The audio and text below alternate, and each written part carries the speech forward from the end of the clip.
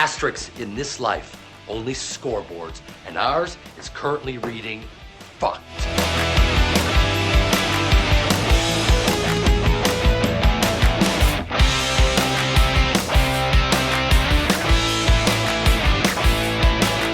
Hello, yes, welcome back everybody to Oh Yeah, the Entourage podcast. My name is J.R. Hickey, I am your host.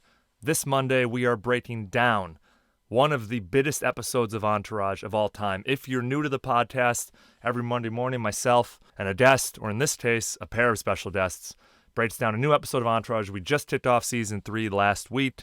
This week we are talking about One Day in the Valley with the one, the only, Chad Goes Deep duo, JT Parr, Chad Kroger.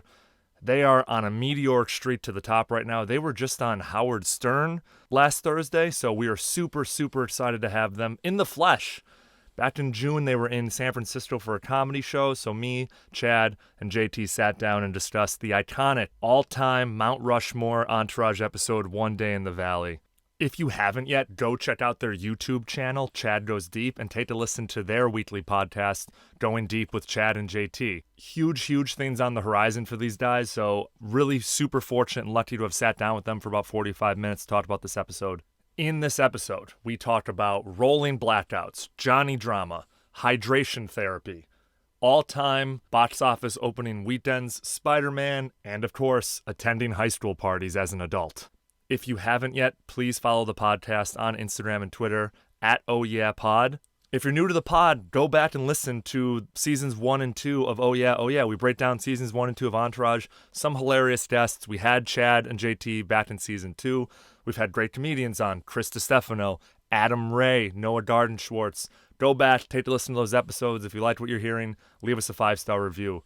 I usually like to take out the moments where me and the guests talk about quotes from the episode and replace it with the actual quotes from the show. But again, this was one of those legendary sit-downs where listening to Chad and JT do the actual lines themselves was too good. So I just left those in there. You're going to hear a lot of audio clips from today's episode. This episode is so jam-packed with great lines and great moments that I couldn't leave many out. So buckle in. Next week, Dom stomps onto the scene. I had a great guest for Dom. Hope everyone had a great weekend. Oh, one last thing. I had just gotten the audio equipment when Chad and JT came to my place, so my audio levels aren't as good as they should be. My voice is a little bit lower than theirs, but you can still hear them crystal clear. Again, I'm a stickler for this kind of stuff, so just wanted to give everybody the heads up. It's getting better. Thank you for your patience. Thank you for listening, and enjoy One Day in the Valley with Chad Goes Deep. I'm joined once again by the dynamic duo of Chad Goes Deep, Chad Kroger and JT Parr. Welcome back to the podcast and welcome to NorCal in the flesh. Dude, thank you so much for having us here. Yeah, dude, it's good to be in NorCal. It's a totally different vibe than SoCal. Yeah. For sure. Much like Vinny Chase, your star is on the rise right now. Congrats on all your recent success. Oh, thank you. Yeah, thank you for taking time out of your schedule to hop on the Entourage podcast again. For sure, dog. Much appreciated. Absolutely. We're talking about a huge episode today, One Day in the Valley. Does this one resonate with you guys as much as it resonates with me? Dude, I'm going to be honest. Like, when I was in high school watching Entourage, this is the episode I would watch the most. Yeah, Go ahead. No BS. Like, the episodes you've given us have been probably the best 2 episodes in Entourage. Yeah, we'll get to that. Except for Vegas, sorry. Yeah, Vegas is coming up. We just started season 3. We're recording this actually end of June, and this isn't going to air till July. So anything that's happened in between now and then, for you guys and for the Entourage people, we don't know about it yet. Right. But, guys, I mean, there's so much to unpack with this episode. Why don't we just dive in? Dude, I don't want to waste any time because there have been times when I've kind of rushed over big moments, and I want to give this episode its proper due. Yeah. Yeah, it's an epic one. So, I'm excited. One Day in the Valley aired on Sunday, June 18th, 2006. Just 2 days later, on June 20th, the Miami Heat won the NBA title in 6 games over the Dallas Maverick, becoming only the 3rd team in NBA history to win a championship after being down 0-2. Right. This was the first time in 35 years that the finals had featured 2 teams playing for their first NBA Finals title ever. Kind of cool. Dwayne Wade, MVP. The refs gave it to Dwayne Wade. Yeah, Dwayne Wade shot. He had 75 free throws or something for the series. In the final game, I think he shot like 17 free throws in the fourth quarter or something absurd. Just a little time capsule. I just remember watching that game in high school when this aired. The synopsis for today's episode. It's Aquaman's opening day, and the pressure is on. Initial box office projections, already Titanic-sized, did even higher after the first East Coast numbers stream in, giving everyone hope that the film has a chance to pass Spider-Man as the biggest opening weekend in history. To avoid getting recognized, Vince and the boys decide to take in a showing in the Valley, but the 100-degree heat sets off blackouts and unsure West Coast numbers.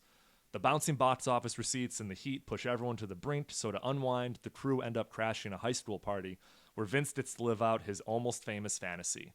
And when Ari finally finds them, a drunken Vince celebrating on a rooftop, he breaks the big news. Aquaman is on track to break the all-time weekend box office record. Kapow. Dude, so epic. Who wants to start with their favorite I'm moment from the pumped. episode? I'm as jacked right now after going through that ride, because that's what Entourage always sends you out, jacked up. Like you leave an episode, you're like, yeah. And that gave me that.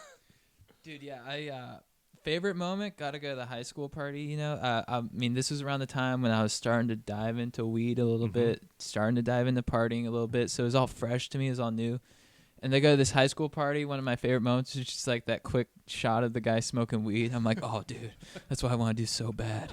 That was in my dome at the moment. And then Vince on the rooftop, just wasted. I'm like, I gotta do that someday. So it was very aspirational. I'm like, that's how I see myself in the future. What I liked about Vince on the rooftop is he clearly had nothing to say up there. He's just like, Yeah. Yeah. He's like, what am I doing up here? Kind of type Yeah, his body language was interesting. Hey, everybody! You know how good your lives are right now?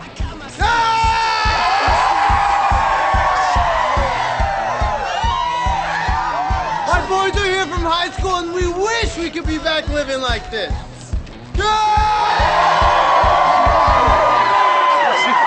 What the fuck is he doing? He wanted his almost famous moment. What was your favorite moment, JT? Dude, I think my favorite moment in the rewatching it now, I really appreciate Vince, like how easygoing he is about everything. And I think when they're deciding if they're going to go to the party with the high school kids, he's like, hey, we'll make their night. Yeah. Yeah. But so I guess my actual favorite moment, though, is at the end when he tosses the kids the Maserati. Okay. Yeah. Oh, right, yeah. But I would have breathalyzed those kids.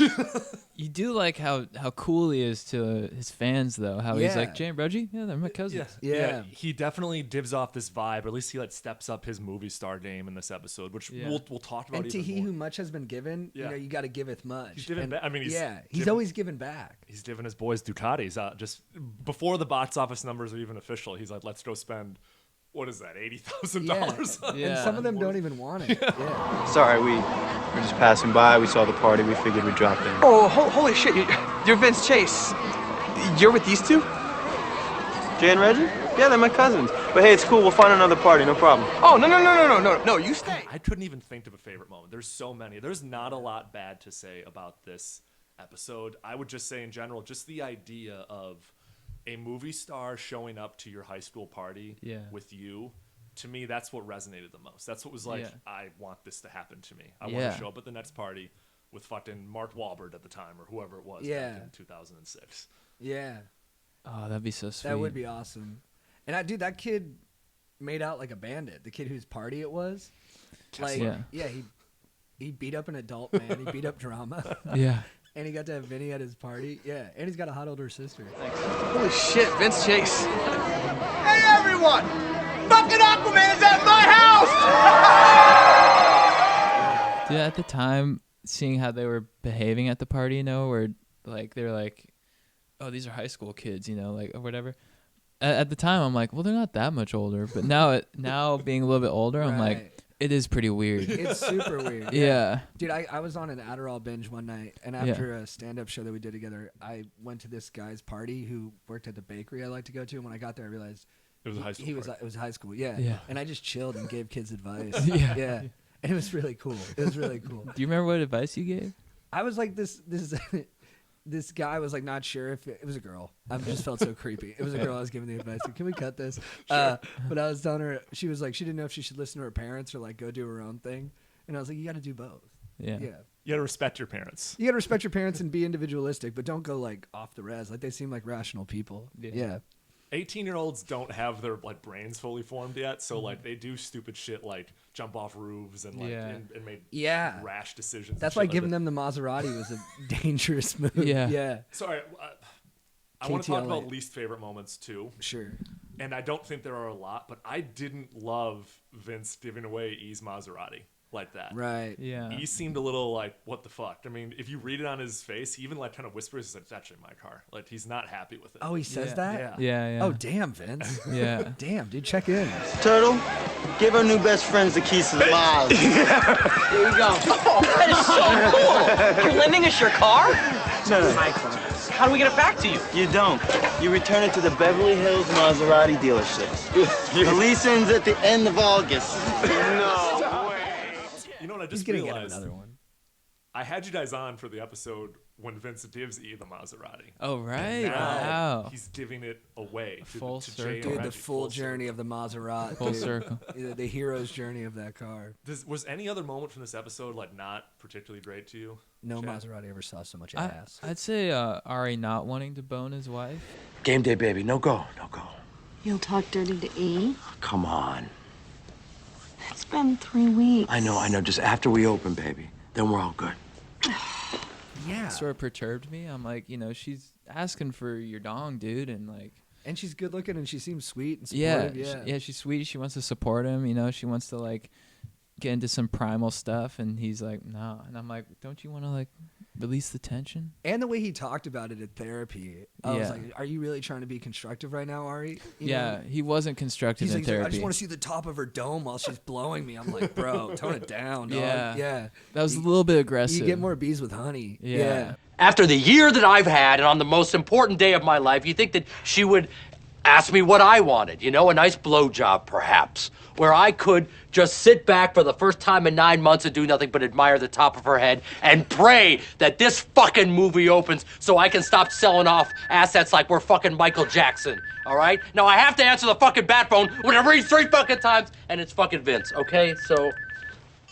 I thought it was interesting though that unlike every like shitty sitcom you see where the husband's like, I haven't had sex in 3 weeks, and he's like following the wife around, begging her. It was nice that they like flipped it on his head, and his wife is like, Ari, please. I did Yeah. like that. Yeah. Yeah, because at first I was like, this doesn't make sense. Like the girl's all over the guy, and I was like, that's because they don't show us that in the media. It's actually kind of nice to have the guy be desirable, but I think they could have made the way she was desiring him a little more believable, because it felt like a guy wrote it. Because she like rolls over and she's like, "Oh, Ari, come on, give me that dick. Yeah. You barely ever fuck me anymore, you big stud." I'm like, I don't know if that's how. And she just walks Yeah. up to him in the living room and just like reaches into his pants. Yeah. Maybe. Or I mean, she can do that, but like just the way they were playing it was like, I was like, this doesn't feel totally real to me. Yeah. I pictured Doug Elin just with his boys writing it. He's like, all right, how does she ask for Ari's dong? And they're like, dude, she just rolls over and grabs it. And he's like, yeah. Nice. Yeah. Nice. Did she say anything? Nah, she just grabs it. Should she ask politely? Nah, dude, she just grabs it. And I thought it is cool, like how on every episode the guys are getting hit on. Like Turtle gets hit on a lot. Yeah. Turtle blows his one chance though. So you work with Vince? Yep. Is it fun? Yep. You don't talk much, huh? Not the high school girl, sweetheart. No offense. I'm not in high school. It's my little brother's party. I'm just chaperoning. Oh. Ew, that was a real creepy turn. Yeah. Oh, yeah. Turtle kind of took an L this episode. He doesn't. Most episodes, Turtle's like kind of on the fringes, like providing weed, providing hookups, and like kind of making funny jokes. He doesn't do much this episode. I'm realizing. Yeah.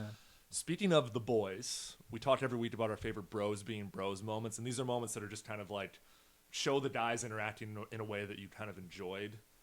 Which ones did you see that like particularly stood out to you?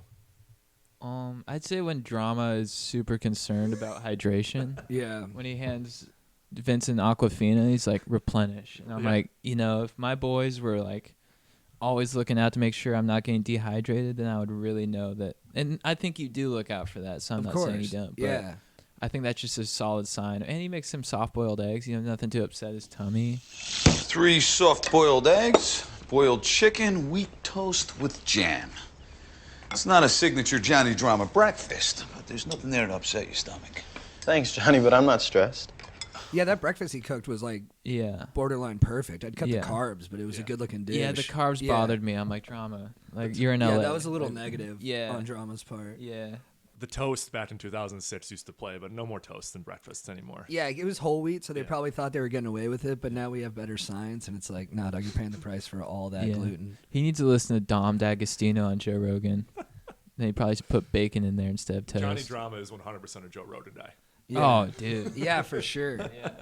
Dude, Drama was sweating in this episode. Like, everybody else is pretty cool. I'm like, you got, like, some glandular issues, dog. Yeah.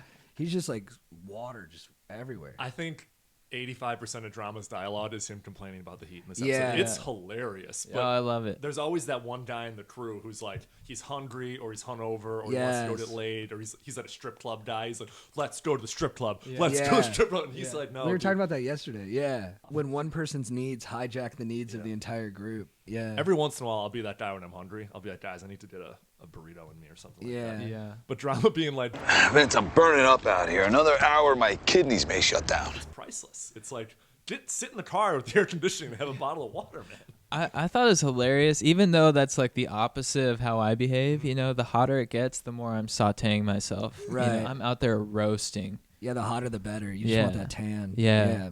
I thought the best bros being bros moment was when Vince is finding out that Aquaman might not actually make that much money because of the rolling blackouts. Yep. And like you think it's gonna crush him, and then he just goes, fuck it. We didn't come here to make money. And then he goes, let's get hammered. I was like, dude, this guy processes stuff at a superstar rate. Yeah.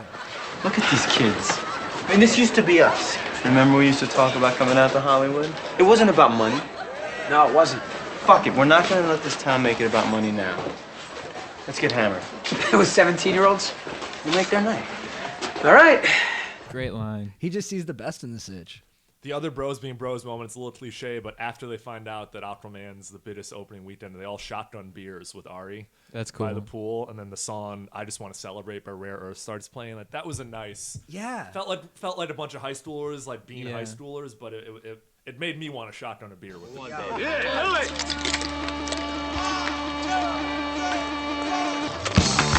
Yeah, that's for sure. And then the last episode we watched, it ends with free ride. This show just like shoots you out with a rocket up your ass. We You're talk like, fuck yeah, let's talk go. every week about when we talked about our favorite songs that Doug Allen almost always ends on a classic rock song that you know and you love, but you haven't heard in a long time. And as soon as you hear it, you're like, let's go. It's like wedding excitement. Yeah. Yeah, let's hit the dance floor. Yeah, absolutely.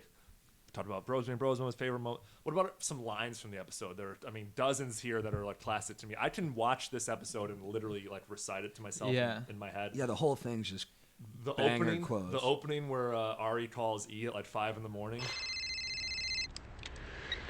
Why, Ari? Why? I'm in bed, E. Talk dirty to me. It's 5 o'clock in the morning. What are you wearing? Fuck you. I love when you say fuck. Say it again. Come on, E. It's game day, buddy. Wake up. This is our tradition. Only this time we're playing for keeps. No Pixar squirrel is going to stop us. It's number one or bust, kid. Oh, you sound confident. Not a worry in the world. So what are we hoping for? 95 mil is what they're projecting. Yeah, and what's good? 95 mil, Eric. That would be good. Expectations. You beat them by $1. Life is great. Under by $1. Put a gun in your mouth and make sure I'm standing behind you. Okay, keep in touch, all right? Nice, just like back and forth. It's very written, obviously, but I liked it. I like their tradition of waking each other up. Yeah, they're going at each other early in the morning. Yeah. When I call Chad in the morning, I'm just like, what up, dog? He's like, what up? And I'm like, chilling. And then he's like, chilling. I'm like, all right, see you later, bro. Then we hang up. Yeah. And then I'm like, I love when he talks dirty to me. Yeah, dude, JT was aggro on that. Yeah, dude. What time does Damn, that call usually take place? Like 5 a.m. Yeah. But then I sleep for another 5 or 6 hours. Yeah. I could do sprints. Yeah, my What other dog's out. lines jump out at you, JT? Dude, I said a couple of them, like the Vinny ones, but I think my favorite line outside of all of Vinny's great positive spinning is when they're talking about, Johnny's talking about peeing in a water bottle if he gets too hydrated, and then he goes, don't even think about pulling out your dick in my car. That's what the empties are for. Don't even think about pulling your dick out in my car, Drama. He's a little protective of his free Maserati. Yeah. That is about And to be given away. And he's like, bro, it's my car, okay? You can piss in other people's cars. My car, you don't piss. Right before that, he goes, We're going to the valley, Drama, not the Sahara. hey, this drama's literally Oh, dumping, that's a like, great bags of line. ice. Yeah. One thing I would say, this isn't a line, but I just had this thought. If my manager, Ari calls E and E's like, "Why are you calling me at 5 a.m.?" I'd be like, "I want my manager up at 5 a.m." Yeah, you know? absolutely. And then I want E to be up and at it. he throws the phone away afterwards. He's like, ugh, and he goes Yeah. back to sleep. I'm like, E, it's part of the gig, baby. If I saw that behavior from my manager, I'd be like, "All right, we're gonna hit CrossFit or have a discussion." Is E a good manager?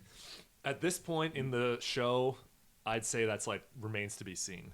He does bring him Queens Boulevard and the Aquaman strip, so at that point he's kind of like He has good ushered taste. him along. His taste is good, but like in Yeah. terms of actually managing Vince, does not have his hand on the reins. Just at the end of last season, I mean, Mandy Vince almost- Moore nearly sinks the whole fucking thing. And all the advice Ari gives E in this episode about like how to manage Yeah. well, Yeah. E doesn't follow. Yeah. And I'm like, what are you doing, dude? Yeah, and shocker, it all works out in the end. Right. Fortunately for the crew, Yeah. it all works out. Fortunately for E. He's Yeah. like, wow, this is a sweet job. my favorite line has got to be when Drama is like, "Vince, you know I only go to the Valley November through March, and even then, only sushi roll." Vince goes, "For me, will you do it?" And he goes, "I'd better hydrate." He just Oh, starts right. hydrating. I forgot about that one. Starts hydrating before they even like set their plans up. Yeah. Vince, you know my policy. Except for work, I only go to the Valley November through March. And even then, only the sushi row. Come on, Johnny, go for me. I better hydrate.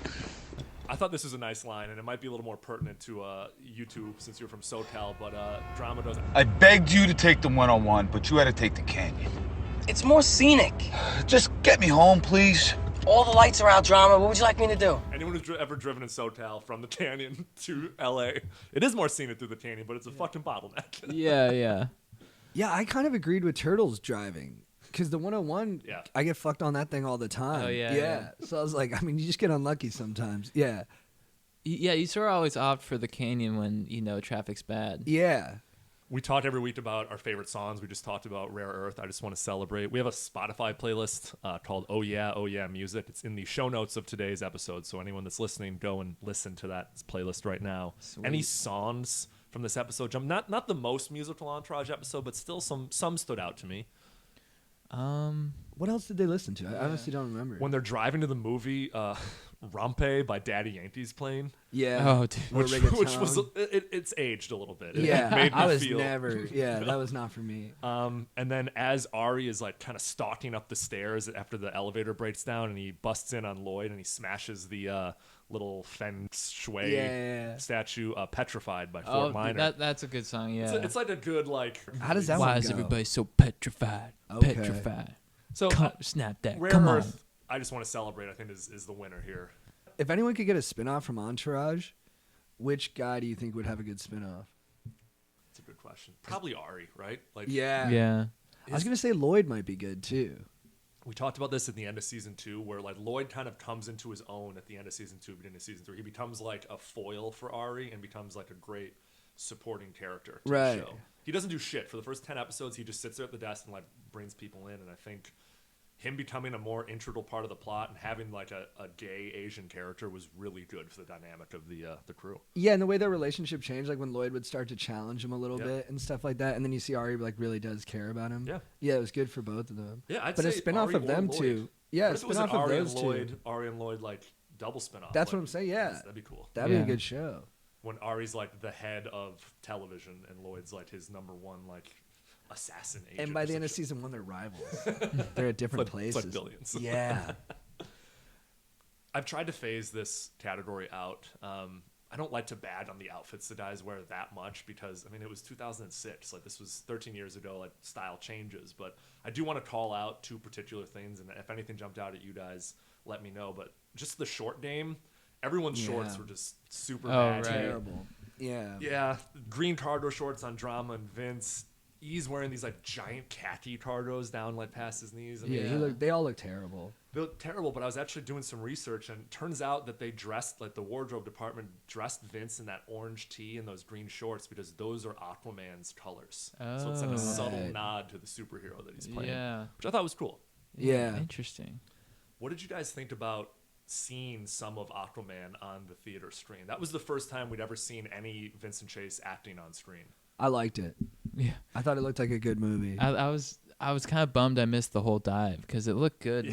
Right. He really like extended. I wanted it to keep going. Is that the most efficient dive to go straight out, or should he have just sailor dived in? Yeah. Right. I don't know. It was really dramatic. Theatric. Yeah. I dropped my monkey! Oh, come on!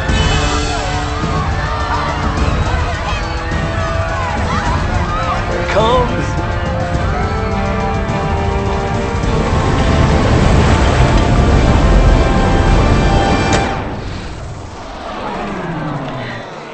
What the fuck? Shit, the projector must have gone out.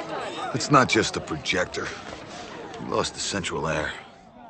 Dude, that Hans Zimmer score that's playing though, as he dives in, like it felt like it was building to something, and yeah, they cut it off right at the most like. Wow, was that actually Hans It sounded Zimmer? like Hans Zimmer. It'd be dope if it was Hans Zimmer. That's awesome. It really did feel like a scene from a superhero movie, though. I think they did a good job with that.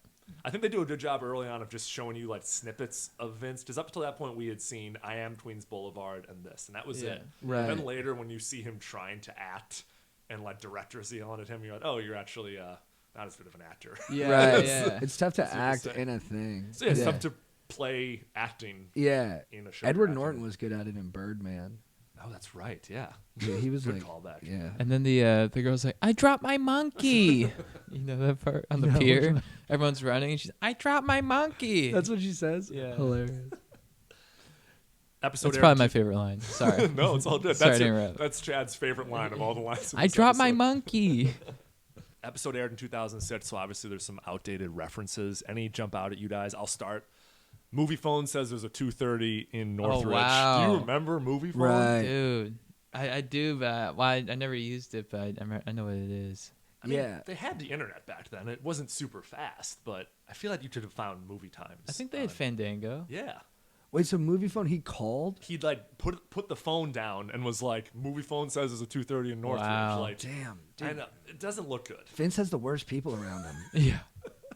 You're using your phone? And he's like, what? You take care of my What's- scheduling, you use your phone? He's like, oh, they're releasing the movie today? Yeah. I thought his reference to Bartman, Ari's what? reference to Bartman, Dude. where he's like, you know, but they didn't give him a championship ring. Blackouts? Thank you very much. The town will understand, Ari. It's not the movie's fault. Baby, it wasn't the Cubs' fault when that douchebag grabbed the foul ball either, but they still don't get a World Series ring. That's the analogy you would use with your wife, too? Maybe she's a big Cubbies fan. Piven's from Chicago, and he's a big Right. Cubs fan, but he's like, baby, it wasn't the Cubs' fault that douchebag grabbed that foul ball, but they still didn't get that World Series ring. Safe to Right. say, they've won the World Series since then. Yeah, so. congratulations. Like, I had Off the something to do with snide. it. Yeah. What about E's phone? Oh, his razor. Yeah, he has like a Yeah. razor, yeah. He keeps like flipping it open, looking at it. Like, Yeah. Yeah. At one point, Ari says to email me your address and I'll come to you, which is Yeah. so funny. Like, Weird. now you would drop a pin, or now you would just like give him the address to see his Yeah, GPS. yeah. And then, I mean, Ari yells up to Vince and kind of addresses the high schoolers. You guys ever hear of a hanging Chad? Where the fuck am I? Listen, the biggest thing that the blackouts affected were the actual reporting of the numbers.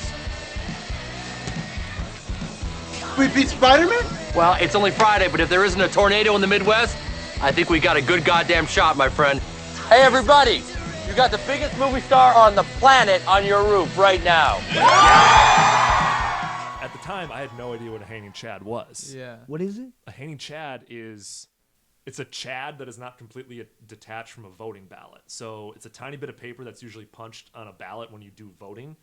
And when it's not completely punched through all the way, it kind of hangs down. And this famously came to the forefront of people's mind in the 2000 election in the voting recount in the state of Florida with George Bush and Al Right. Gore. That was what they said was what was fucking up the numbers, was the hanging Chad. So this was like a 2000 election reference in this episode from 2006. And at the time, it just went right over my head. Right. And today, I still had to do that research to find out what the Yeah, fuck I the didn't hanging know when I was watching it. Yeah. Is Hanging Chad like some sort of video series you guys have or something like that? Like, or down the line? We should definitely do something. Yeah, we're about working on that. Yeah. Rock climbing. Yeah, that's a hanging Chad. Absolutely. So if this episode aired in 2019, same premise, same plot points, how would it be a little different? What would happen differently? Well, they definitely have better metrics on how much money the movie was making. Yeah. Yeah, having like someone call Ari and then Ari call them and just like phone tag was a little. Well, then I think it would go viral. Vince Yeah. going to that party. Oh, yeah. Like kids would do videos of it, and then you'd like go on like AV Club or Deadspin or something. If Tom Holland showed up at some theater in the Valley and just like sat back row for the opening day of Spider-Man and then Yeah. showed up at some dude's party, yeah, you're absolutely right. The internet would track his every move. Yeah. Yeah. And it'd be a super viral story. Also, you guys would know better than me. Are there still rolling blackouts in Southern California? I haven't I experienced haven't had one in a while. Yeah, but not in the early 2000s. There was like a whole year of it. Yeah, where there was just a ton of rolling blackouts. I think that was like Enron or something like that. I don't know. I'm getting conspiratorial. Yeah, yeah. I think so. But yeah, there was then. So maybe that was like another dated reference. But yeah, I don't think we've had them since. I think that's because like everything used to be on one grid or something like that, or Right. like a short number of grids, and maybe now it's all been moved. I mean, listen to us trying to talk about like the electrical makeup of the city of Los Angeles. My power goes out sometimes when I forget to pay my utilities, but Same here. it's not citywide. Yeah, I don't think they'd be so obvious about using water bottles too.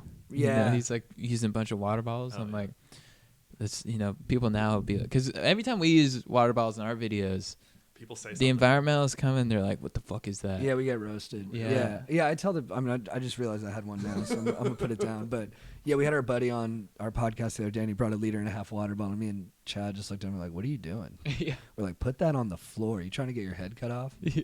All I know is if I ever have Adrian Grenier on this, I have to get rid of all the plastic water bottles. Oh Right. right, yeah, he's In the huge. city. On that. Paparazzi, and he directed a movie about like a teenage paparazzi kid. Did he? Yeah, and it's a documentary, and I thought it was so funny because he doesn't say paparazzi, he says paparazzo. Really? He uses like some fancier word version of it. He goes, "He's a paparazzo." I'm like, you mean paparazzi? Does he narrate Or it? maybe that's what a single one is called. Yeah, he like narrates it and Oh, directed wow. it. Yeah. There's some like 12-year-old kid who's a paparazzi. Oh wow. Adrian's like living his best life. He's like the star of the Air New Zealand safety video. For Whoa. like, if you're on an airplane in New Zealand, he's like, "Hi, I'm Adrian Grenier," and he does this Really? whole thing about airplane safety, That's and he relates awesome. it back to the environment. Like I have, Wow. I'll put a link to it in the show notes for today's episode. But I mean, it's borderline absurd, but also, I mean, he cares about the environment. He cares about people's safety. Yeah, I want to be that guy in Papua New Guinea. And I'll just pop on there and be Dude, like, that'd be a good "What up, spot." dude? I'm JT Farr." What up, Papua New Guinea Airlines? What up, Papua New Guinea? You're on Papua New Guinea Airlines. Buckle up. What's Adrian up to these days? He's got a couple like low budget movies that he's starring in, but he's doing a lot of environmental work. He has a couple of Okay. his own. He's doing like the Leo thing on a smaller scale. Oh, okay. Right. His And he's mo- supposed to be like a Leo style actor in this Yeah. in this show, so it's funny that he's still pretty active. he's maintaining too. that in real life. Kevin Dillon, who plays Johnny Drama, is pretty much retired. Like Really? Doug Allen, who created the show, is pretty much retired. But they made a good amount of money off this show, so they're Yeah, just are they all able to coast I now? think so. At least Doug Allen, as he created the damn thing. But Yeah. I don't know. Kevin Dillon just doesn't seem to be doing much. Kevin Connolly just hangs out and watches Islanders games at the bar near his house and Yeah. invites people in and stuff like that. He directed that movie with John Travolta that Yeah, Gotti. Yeah. Oh, Kevin Conley directed that? Yeah, and it didn't do very well. Damn. Yeah. As Bummer. in, like, it got universally panned. Right. I'm sure Yeah. he cared a lot, but Yeah, he's a New York guy. Yeah. Every week we did like a Marvin Award for the best new character. I wanted to give it to Ari and Mrs. Ari's therapist, Dr. Marcus. Oh yeah. Nora Dunn, Saturday Night Live from the 80s. Do you guys remember her at all? yeah. She's like kind of a comedy legend, and it was nice to see her. This was her first episode, and she's their therapist for the rest of the show. Don't you feel that a lacking sexual relationship is a big problem in a marriage? Oh, I do, Doc, but we fuck more than any other married couple you know.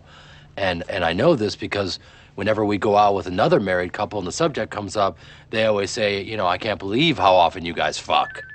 Yeah. Nice. She's good. She's good. She joined SNL in 1985. She was on the same cast as John Lovitz, Dennis Miller, and Al Franken. So kind of Nice. that when the politics started playing into SNL, she was one of those bit players. So That's awesome. cool to see her.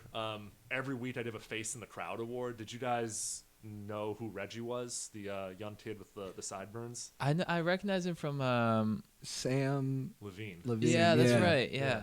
Inglourious Bastards, Freaks and Geeks. Yeah. And he does that one podcast, Kevin Pollux. Kevin Pollux. Yep. Yeah. He's like Kevin Pollock's right-hand man. Dude's been in Hollywood for like 35 years.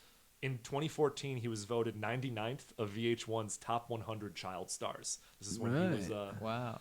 big on Freaks and Deets. But it was cool to see him and kind of just like... I'd put him at 76. Yeah, I'd put him a little higher than 99. Yeah. Dude, I wonder how many people are ranking, like how many people are working together on those rankings. Yeah. It's one guy and his editor. Your list sucks. Yeah. You've got Blossom way too low. We're staying late tonight. We're going to redo this whole list. Sam Levine, 99? Urkel at 26. Are you ridiculous? I wanted to talk about the numbers. So they say that Spider-Man's opening weekend was the biggest opening at the time, 114 million. Aquaman beats that at 116 million. Trivia question for the both of you. Where would Aquaman at 116 million fall today in terms of the top opening weekends of all time?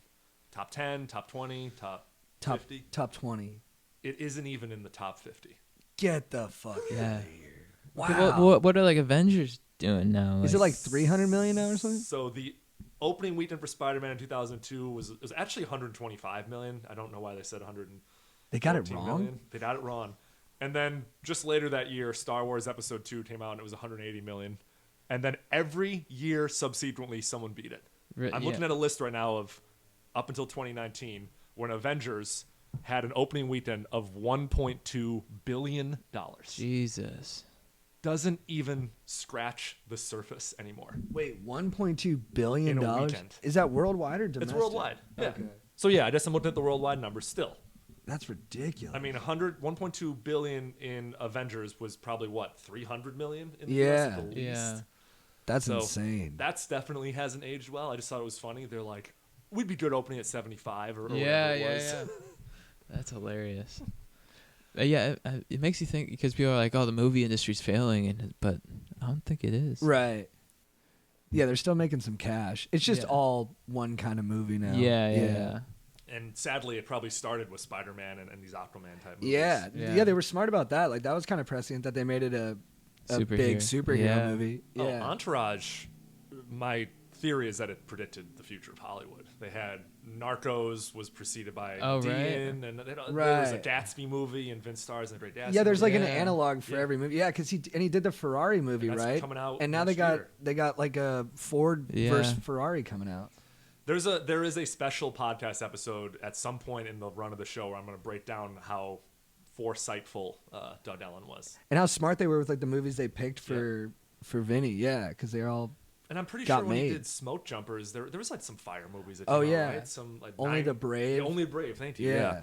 So there's definitely like something interesting there. Another interesting thing, and we're going totally off script here, but there is something called the Entourage curse. The Entourage curse is if you're a celebrity cameo in Entourage, you have like a 1 in 4 chance of dying shortly afterward. What? Really? It's wild. Yeah. Whoa. They had DJ AM. They had like Chris Penn. They had all these people who died very shortly afterwards. Like tragically. Yeah. And I don't have the full list in my head now, but there's I remember DJ AM, yeah. There's definitely going to be a special episode of Oh Yeah coming up where we talked about the Entourage curse. Wow. Damn. I know. All right. Ronda Rousey made it though. She made it. She's still alive. Chuck Liddell too. Yeah. Those MMA fighters are tough. Yeah, they stuck through it. They fought it off. What was your favorite Johnny Drama moment from this episode?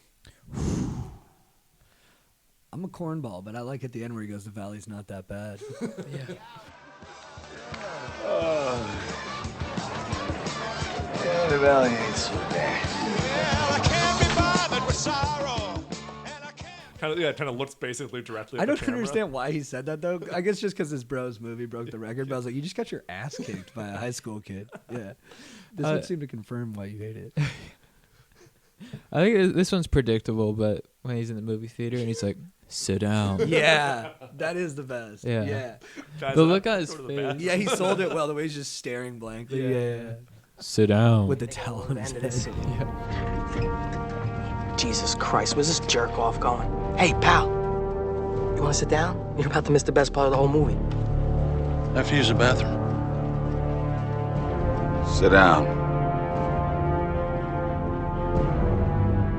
also liked when they're at the Ducati dealership and, Vince is like, let me buy you this Ducati. And Drama's like, You know I hate rice rockets, Vince. Ducati's Italian, Drama. Regardless, it's still a foreign job. I'm a Harley man. Yeah, didn't you have one when you first came out here? I had a hock at to Michael Madsen after a couple bleak pilot seasons. God, I love that bike. Why don't we go over there tomorrow and make him an offer he can't refuse? You serious? God, you're a fucking prince, bro. He's also got a watch of mine. But he's always just like pushing a little bit. Yeah. He's getting his old Harley bad. He's being offered Ducati, and he always just wants a little bit more. Yeah. That's what you love about so funny. Drama. No way Michael Madsen still has that bike. No. There's also a line he says. It's like it's not one of my favorite Drama lines, but it's more funny when Jay and Reggie like pull up outside the Ducati dealership on their moped, or Turtle goes, "We only go to parties where the girls are legal," and Drama goes, "We do like them barely legal though," which is so fucking creepy. Yeah. Although we do like them barely legal. He's like in his 40s. He looks at him seriously. I told you to cut it out with that shit. I told you to get a fucking grip on that stuff, man. All right? You're making the whole group vulnerable, okay? Figure it out. Shut your fucking mouth. You're opening us up to all sorts of issues. You want Vince to go to fucking jail because There's a bunch of articles. Barely legal drama. Every week we talked about who won the episode, and I always say that Vince can't win the episode, although he clearly wins this episode. There's no doubt in my mind. But who would we give it to if we can't give it to Vince? It's so tough because he's just dunking on everybody. Yeah. I have to say Ari. Yeah. Even though he's not getting laid. Well, he struggles and he goes through, all this kind of these ups and downs, these challenges. He can't take the elevator, but in the end he shotguns a brew with the squad. And wins. And he gets 20% of Vince's whatever $10 million deal. Yeah. Whatever that is. So yeah. I think I was gonna say it was a race between me, and I mentioned it earlier. I think the kid whose party it was, kind of comes out like a real legend because he's having a banging party at his house, and then Vinny Chase shows up, and then he beats up Vinny Chase's brother. Like he's got good stories for life. Yeah. He can coast on that story from that 10 years. He doesn't have to do much else with his life. Yeah. And his life seems pretty good as it was. Yeah. But then the two nerdy kids, because at the end they get the Maserati and they're gonna hook up with the hottest girls in school. Yeah. Like they barely beat him out. The lease ends in August. It's just it's a they get the fantasy. Maserati for till August. That's crazy. Yeah. It's crazy. That's a little spin-off show, and those kids. Those two kids with Vince's Maserati and those two chicks. Yeah. What do they do with their moped though? Yeah, it won't fit in the trunk. Yeah. One guy's got to ride on it, ghosting behind the Mozzie. Last question. I mean, it's pretty obvious. Is this an A-list episode, a B-list episode, or a D-list episode? A-list. A plus. This is the defining episode. We got to come back on and I got to see if you can beat this episode because I don't think I should have you guys back on after this one. Yeah. This is when Vince becomes a movie star. This is like you watch his rocket ascend in this episode, and that's why everyone loves it so much. Is that he kind of breaks through. From this point on, it's literally smooth sailing for Vince. It's a truly amazing episode. One that I like to watch multiple times. I've watched probably 200 times, I'd say. I love it. And dude, they're good at you really do feel at the end of the episode that worked out. Good. Yeah. It does get a little tired. You're like in season 5 and oh wow, it all worked out again. Right. This was the first time when you're like, oh, maybe Vince's movie won't open, and turns out, just kidding, it was the reporting that was done. Which also didn't make sense. Yeah. They're like, no, the power outages fucked up the reporting. I'm like, I don't think it, no. Yeah, I never really understood that. Yeah. So people started going to the movie, right? Yeah. They did give refunds out at all those theaters. Yeah. Guys, this was fantastic. Thank you so for much having fun, man. us. Thank you for So having much us in fun. your place. Absolutely. We did it remotely last time. We're in your awesome apartment. It's definitely more fun Great in person. place. Yeah, the studio, it's great. It's coming together. Where can the listeners follow you? What do you have coming up? This is airing in July, so it might be a little. Yeah. Chad Goes Deep, YouTube, Instagram, JTPar14, Instagram, Twitter, Chad Goes Deep. Anything big on the horizon for you guys that we should be on the lookout for? For sure. Yeah, we can't talk about it, but for sure. All right. Yeah. All right. Looking forward to that. And maybe we can have you guys back. Maybe for like a really bad episode. Oh, dude. Whoa. Yeah. Maybe the one where he gets fired from smoke jumpers or Yeah. something. Ooh, okay. All right. Or season 5 or 6. The Sasha Grey debacle. I think those are the worst episodes is when Vince is getting like He's doing aggro. blow. Yeah. He's like, I want to do the scene again. And they're like, it's dangerous, Vince. He's like, I don't give a fuck. And then they show Sasha Grey's bush. Do they really? Yeah, she's just like walking the pool. I'm like, oh, nice bush. Right. Well, thank you guys for coming on. And Bet you Vinny's got a enjoy hell your of a weekend in bush. San Francisco. Dude, thank you. Yeah, thanks looking for forward having to it, us. man. Absolutely. Super fun. Talk to you soon.